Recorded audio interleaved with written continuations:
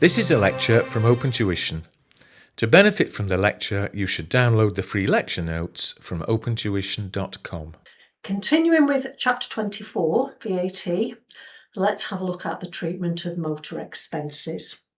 Now, we've already said that you cannot recover the input VAT on the purchase price of the car, unless it's very, very exceptional circumstances, which won't come up in your exam. But what about the input VAT on those expenses, those motor expenses?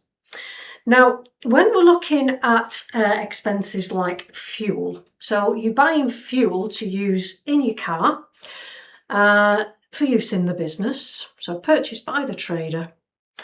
And some of that fuel has gone to making private journeys. Now, remember that the general rule is that you can only recover the input VAT relating to the business use proportion, where we've got this sole trader using the car for private journeys. It also applies for companies, by the way, as well, for use by their employees and so on. So any private mileage in there, we've got a potential problem with. Now, what HMRC allow us to do is initially the business, the sole trader, the company, the partnership, we can reclaim every penny of input VAT that we've incurred on the actual purchase price of the fuel for those cars, even though some of it has gone to making private journeys. So that is fine. So we can recover it in full. However, to reflect the fact that some of that fuel has gone to making private journeys, and strictly speaking, we can't recover the VAT on that, then the HMRC have devised a system and they call it a scale charge. Now, the scale charge means that we don't have to keep detailed mileage records and only claim the business use proportion. So we claim all the input VAT on the initial cost of that fuel, but we account for output VAT according to the scale charge, as if the business had sold on fuel for private journeys. Now, the scale charge depends on the CO2 emissions of the car. It will be given to you in the exam, and it will be given to you VAT inclusive. So be careful to calculate the VAT element. Then you need to take the figure that's given to you in your question and multiply it by a sixth. Just take a sixth of that figure because it's VAT inclusive. Now, when we're looking at other expenses, so things like servicing, repairs, and so on, then this is where the HMRC are actually quite generous. So even though there's some private use of this car, they will allow us to recover all of the input VAT on those repair servicing expenses. We don't have to apportion it.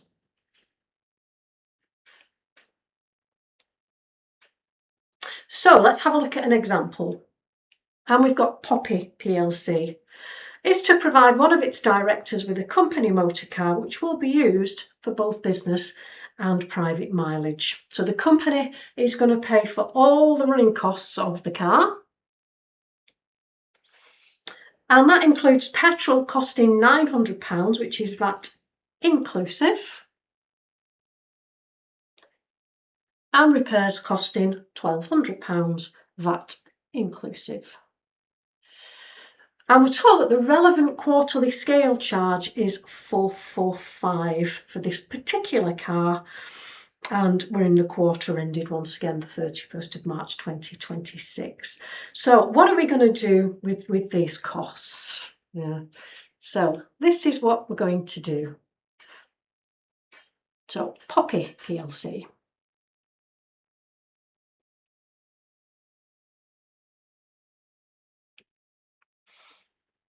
So we can recover all the input VAT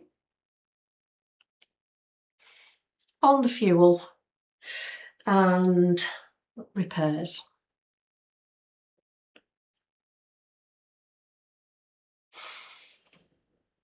So input VAT on the fuel, and we're told it's £900, and that is VAT inclusive So times a sixth, and that gives us £150 of input VAT. And the repairs are £1,200. Once again, VAT inclusive, so times a sixth, and that means that we can recover that £200. But when we're looking at this fuel, so because some fuel is used for private journeys,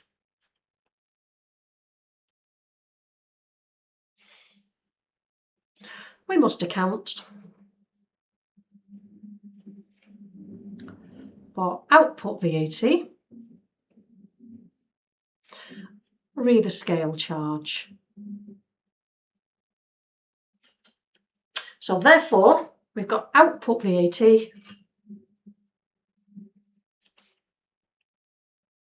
we've got the scale charge, and we're told the scale charge is 445, and don't forget that that scale charge is given VAT inclusive. So 445 times a 6 is 74. Okay, so effectively what happens is we've got the 74 effectively kind of being netted off against that 150. So we can recover all the input VAT on the actual fuel, the 150, but then £74 is accounted for as output VAT to reflect the private usage.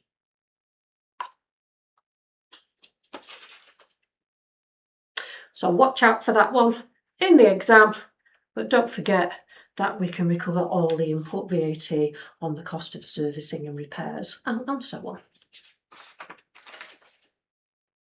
So let's have a look at VAT invoices. So once you've VAT registered, and obviously you're making taxable supplies, you must issue a VAT invoice, a valid VAT invoice within 30 days of that relevant tax point. And a VAT invoice must contain certain information, as is illustrated here with Daffodil Limited.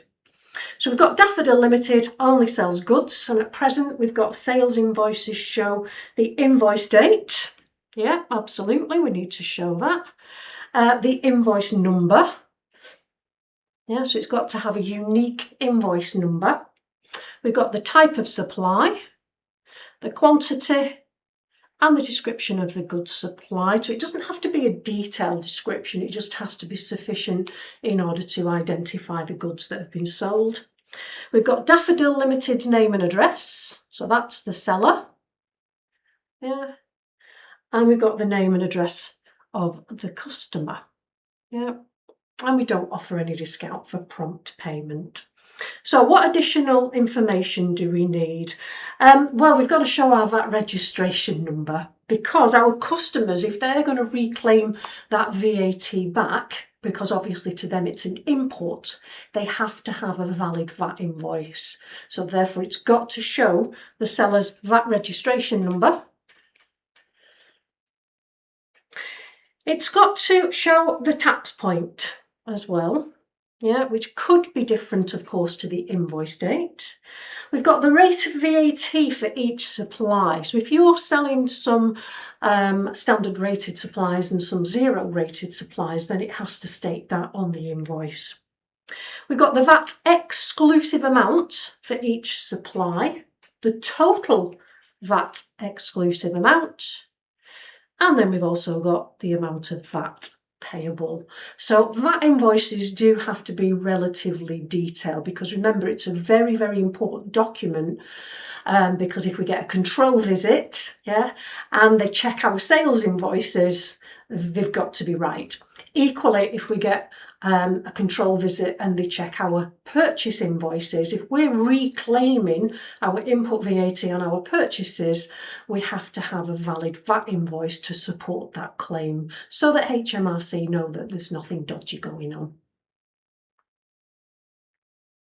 So that's it for that particular section. So what we're going to get onto next is penalties.